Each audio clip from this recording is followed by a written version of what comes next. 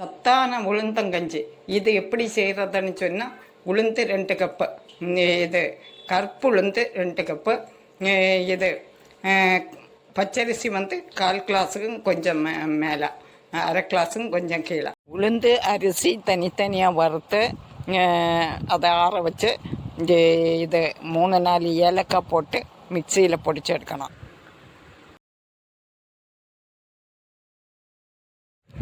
பொடித்த மாவில் தண்ணி ஊற்றி நல்லா இது கட்டை இல்லாமல் நல்லா அடிச்சுட்டு ஒரு பிஞ்சு உப்பு போட்டு கிளறிட்டே இருக்கணும்.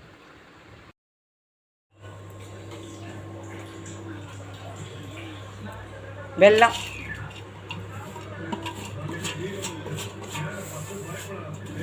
அப்புறம் தேங்காய் பால், இல்லைன்னா தேங்காய் துருவி. இந்த கஞ்சி கை கால் வலி மூட்டு வலிக்கெல்லாம் ரொம்ப ரொம்ப நல்லது.